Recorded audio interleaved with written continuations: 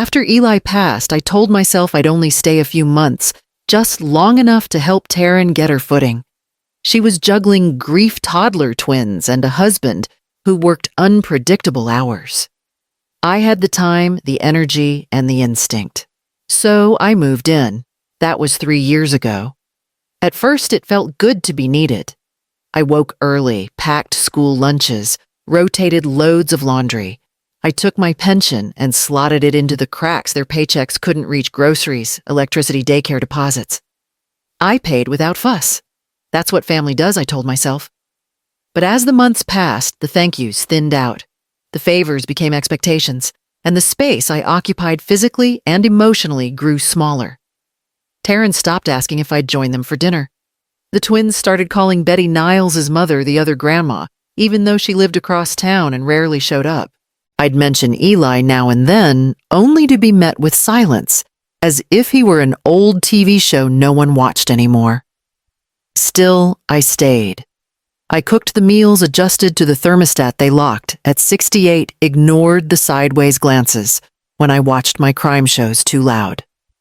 I told myself I was lucky to be close to my grandchildren, that this was what late life looked like, useful, if not cherished. Then last Tuesday night, as I was folding the boys' socks, Taryn came into the laundry room, holding her phone like a shield. "Mom," she said, not quite meeting my eyes. "Niles' parents are moving in." I blinked a sock still in my hand. "They're visiting? No, moving in. For good. We need the space." I chuckled, waiting for the smile to follow. It didn't. "You'll need to leave by the end of the month," she said. That time I laughed out loud. I couldn't help it. It sounded absurd, like a bad sitcom line, but her face stayed flat, arms crossed. She meant it. I placed the socks in the basket slowly, as if movement might delay reality. Then I stood up and walked past her, calm and quiet. In the hallway, I caught a glimpse of our family photo on the shelf, my frame, my print, but I wasn't in it anymore. The office door was already open. Boxes were stacked inside. By the next morning, the shift had already begun. Taryn knocked lightly on my door like I was a guest borrowing space. She stepped in with a plastic smile and a Sharpie in her hand. "Hey, do you mind starting to pack up some of your non-essentials? Just so we can start making room for the in-laws. I figured the office closet could hold some of your stuff temporarily." Non-essentials. I looked around the room. Everything in it was mine. The quilt on the bed, the bookshelf, even the lamp on the dresser. But I nodded and said, "Sure." Later that afternoon, she poked her head into the kitchen while I was prepping dinner. Also, quick thing, Bet's allergic to a lot of stuff. Strong smells can trigger her sinuses. Maybe go light on the curry and garlic for a while. I stirred the pot slowly. Of course. That night, I was carrying towels to the laundry room when I heard them talking in the living room. I paused at the edge of the hallway, hidden by the half wall. "We'll put Bet in the master," Taryn was saying. "Dorian can have the downstairs guest room." "What about Mom?" Niles asked. There was a pause. Then her voice clipped and casual. "She can go. Wherever. Maybe the boys can bunk together and we convert her room for the kids." Niles didn't respond. I crept back to my room, towels forgotten. My chest felt tight, like I'd inhaled something sharp. In the days that followed, I began to see the house differently. The groceries were changing no more, the coffee I liked, less, fruit, more prepackaged meals. The thermostat was set to a frigid 66, and no one offered me a blanket. At dinner, the seating rearranged itself. Bet's chair was already placed beside the boys, as if anticipating her arrival. Mine stayed tucked in under the corner of the table, untouched. The boys had stopped asking me for bedtime stories. Taryn said they were getting too old for that. I started spending evenings alone in my room, eating on a tray, watching old home movies with the volume low. I made a habit of walking through the house late at night, barefoot and silent. It was the only time it felt like mine. I'd flick on the porch light, check the locks, fold a stray blanket. Little routines like muscle memory from a life I was still living, but no longer invited to. That was when I started paying attention to the inventory, not just what I owned, but what I was no longer welcome to use. Camille stirred her tea, slowly, her brow knit tight as she watched me across the table. We met at Finch's Cafe every first Thursday, but this time felt different. I hadn't said much since sitting down. "They're not easing you out," she said finally, placing her spoon down. "They've already erased you." I let out a soft laugh, more breath than sound. "I know I said, but hearing you say it out loud, it hits different." Back home, I opened my laptop and logged into my bank account. It wasn't something I did often. I've never been someone to measure love in dollars. But something about Camille's words clung to me like steam. I went through the statements month by month: grocery runs, utility autopays, checks written directly to Taryn for extras. I started a spreadsheet. When I finished, the total hovered over $26,000. I leaned back in my chair, the number pulsing in my mind. 26,000. From a fixed income. Quiet dollars that kept their family running, unacknowledged and unthanked. I opened a drawer and pulled out an old manila folder. Inside was the paperwork I'd collected years ago when I was thinking about buying a small condo after Eli passed. I'd had a deposit ready. I was days from signing when Taryn called in tears. The twins' daycare cost had doubled overnight. Niles was between jobs. I'd wired the deposit to her the next day. She'd cried on the phone, promised to pay me back. That was nearly 3 years ago. I closed the folder and held it in my lap, the edges soft from handling. My hands didn't tremble. Not yet. But something inside me shifted. This wasn't about space anymore. It wasn't about Bet's allergies or spare rooms or meal planning. It was about being useful until I wasn't. Needed until I became inconvenient. I set the folder on the kitchen counter and stared at it for a long time. Then I reached into the drawer again, this time for a pen, and scribbled a quiet note on a sticky pad. Find the paperwork. Get it in writing. Track it all. The page stuck there like a warning or a promise. I waited until the boys were outside riding their bikes before I asked her. Taryn was in the kitchen, stirring a pot of something store-bought and bland. I stood just beyond the counter, hands folded in front of me like I had to make an appointment. "Where do you expect me to go?" She didn't look up. "I don't know, Mom. You're smart. You'll figure it out." I blinked, letting the silence settle between us. "Niles's parents really need the stability right now," she added, like that made it less cruel. "They're getting older. His mom's pre-diabetic and his dad's got back issues. They need care." I nearly laughed, as if I hadn't been the one getting up early to shovel the snow, taking the boys to doctor's appointments, and cooking meals from scratch. As if I hadn't kept this house running when both she and Niles were barely holding it together. "You've had a good run here," she said, finally turning to face me. "It's time. It's time." Like I'd been on some extended vacation I should be grateful for.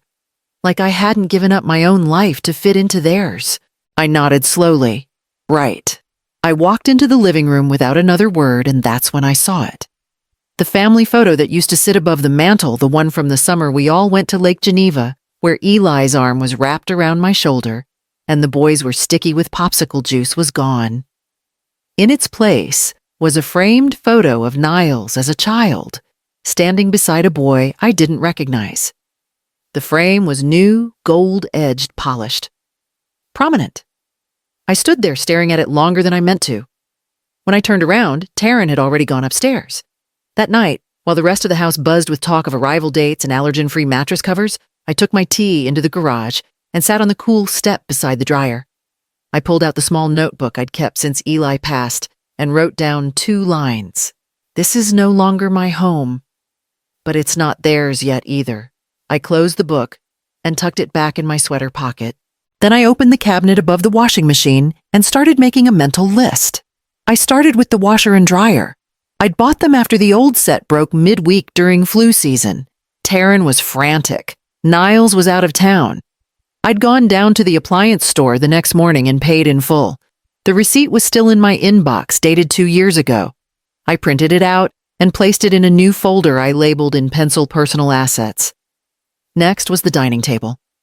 I remembered measuring the space with Camille, comparing wood finishes, making sure it had enough leaf extensions for Thanksgiving.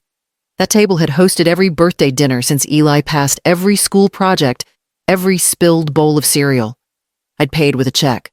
The carbon copy was still in my desk drawer. The air purifier came during allergy season when Taryn complained about the boys coughing at night. The Instant Pot was a Christmas gift to myself because no one else had thought to get me one that year. I walked through the house slowly, eyes lingering on things I'd stopped thinking about long ago. The standing lamp in the corner of the living room, the shelf in the hall where I kept extra batteries and extension cords, the small rug in the foyer that I bought after slipping on the tile once. Every object had a story, a quiet, invisible record of service. I opened a new document on my laptop and began making a list.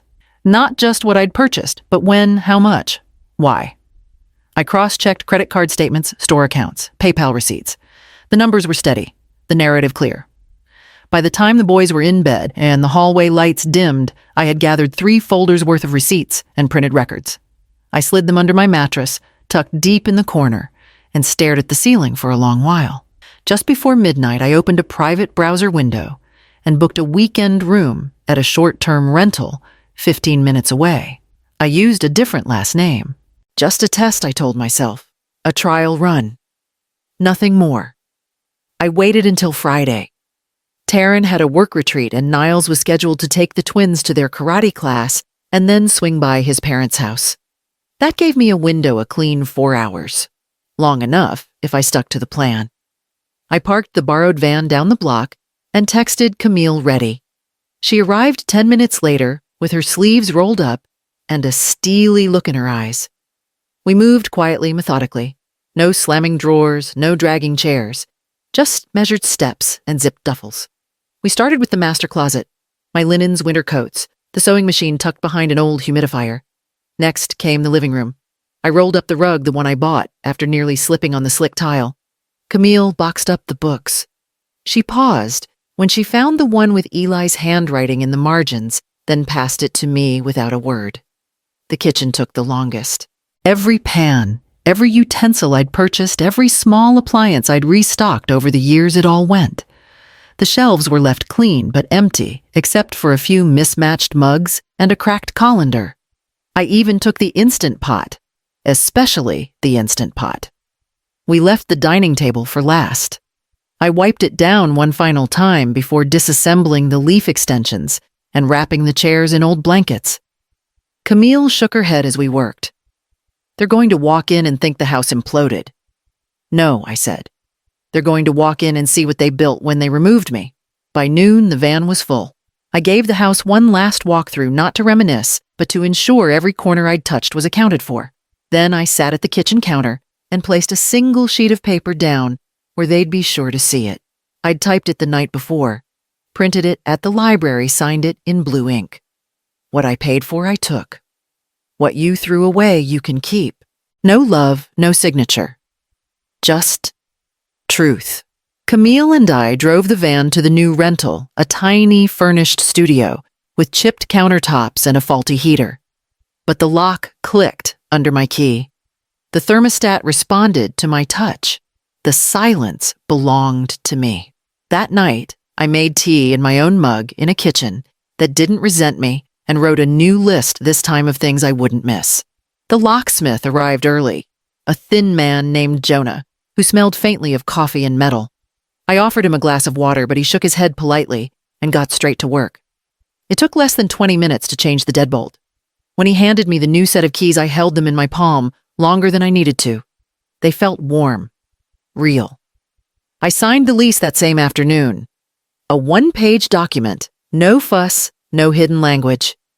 Just a monthly rent I could cover even without dipping into my pension. I set up auto-pay from a savings account Taryn didn't know existed. I'd started it right after Eli died, squirreling away small deposits here and there. Back then, I hadn't known what I was saving for. Now I did. That evening, as I was unpacking dishes in my kitchenette, there was a knock on the door. I hesitated, still bracing for reprimands or needs that weren't mine. But when I opened it, a woman stood there with a warm smile and a tin of cookies. "Name's Leota," she said. "Unit 3B. I saw you moving in. We play cards Thursday nights down in the rec room. You should come." I nodded, surprised at how quickly the yes came out of me. An hour later, I was sitting at a folding table with Leota and 3 others' widows, one divorced, all retired, laughing over terrible hands and strong decaf coffee. Nobody asked me to clean up. Nobody talked over me. Nobody expected anything but my presence. I walked back to my apartment with a strange looseness in my chest, like a knot had been undone.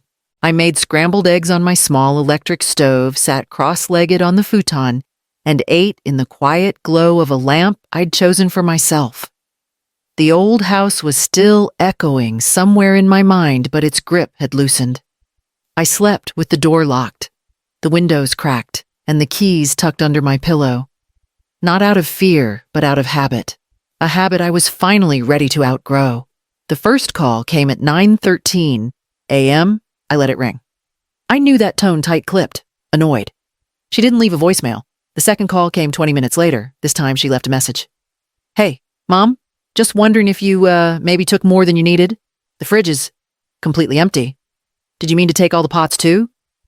By noon, she'd called 5 times. The sixth came at 1:04 p.m. with a voicemail that started tight and unraveled quickly. The twins are crying because they can't find their cereal and the stove's not working. Niles is trying to fix it, but it's not the same. Where's the instant pot? Did you really take the washer? Yes, I had. I was sitting at my little fold-out table drinking tea from a cup I didn't have to share when voicemail number 8 came in. "Mom, come on. This is a lot. We didn't expect everything to be gone. Could you at least drop off some of the stuff for the kids? I mean, seriously, who takes the air purifier?" Someone who bought it, I thought. By the 10th call, the edge in her voice was replaced with something else. Look, maybe I didn't say things the right way. I was stressed. Niles' parents aren't even helping yet. They've just added more chaos. I didn't mean for you to feel unwanted. It wasn't about how I felt. It was about what I'd finally accepted. Call 11 came after dark. She sounded tired, hoarse. "Mom, please." I didn't mean for it to come out like that. "Come back. The boys keep asking where you are. I didn't think you'd actually leave." I watched the phone screen fade to black on the 12th call and turned the ringer off. Later that night, I stood at my window and looked out at the street below, quiet, still unbothered by everything unraveling in that house across town. I wasn't needed anymore until I was missed. There's a difference. I rinsed my teacup, dried it with a towel I bought myself, and placed it back on the shelf I had drilled into the wall with my own hands. The lawyer's office was quiet, tucked between a dry cleaner and a flower shop downtown. Miss Halloran, soft-spoken but direct, reviewed my notes and receipts without judgment. She nodded as she flipped through the folder. I'd brought bank statements, appliance invoices, even a faded grocery ledger I'd kept on a whim. No formal lease, she said, but plenty of evidence. You'd be considered a contributing tenant, which carries legal protections. If you want reimbursement, we can draft a claim. Or you can walk away entirely. That's your choice. I nodded, but I already knew. I didn't want their money. I wanted the dignity they'd taken for granted. That night, I wrote the letter. I didn't overthink it. Taryn. I wasn't just living there, I was investing. My time, my money, my care. You treated me like a tenant when it suited you and a burden when it didn't. I didn't leave because I was hurt. I left because I remembered who I am. You've lost a housekeeper, a cook, a babysitter, but more than that, you've lost your mother. That cost won't show up in your bank app, but it will in your home. Marlis. I folded it neatly, slipped it into an envelope, and dropped it at the post office the next morning. No return address. By the time I got back, Leota had left a pie on my doorstep and a note that said, "See you Thursday, bring your sass." I smiled, unlocked the door, and stepped back into my own space. Camille showed up with a bottle of boxed wine, 2 plastic cups, and a grocery bag full of crackers and cheese. She looked around my small studio and nodded approvingly. "It's cozy," she said, kicking off her shoes, "and smells like no one's been yelling in it." We sat on the futon and toasted like college girls, laughing until we wheezed. For the first time in years, there was no clock watching. No one needing anything. No corrections about the thermostat or how I folded towels. Just 2 women who had known each other long enough to laugh with their whole bodies. The next day, Leota knocked on my door holding a hand-stitched potholder, purple floral with gold trim. "Housewarming gift," she said. "Made it back when I had steadier hands." I thanked her, and hung it on the oven handle. It felt right there, like something earned, not expected. A few days later, a thick envelope arrived in the mail. Inside was a crayon drawing taped to a flimsy paper plate. It showed a tiny house with a crooked chimney and stick figures in front of me and two small boys. At the top, in careful, uneven letters, it said Grandma's house. I pressed it to my chest for a long moment before sticking it to the fridge with a magnet. I no longer had a formal dining room or the master suite or a hallway lined with family photos. But I had peace. And this time, I wasn't just in the house. I owned the peace inside it.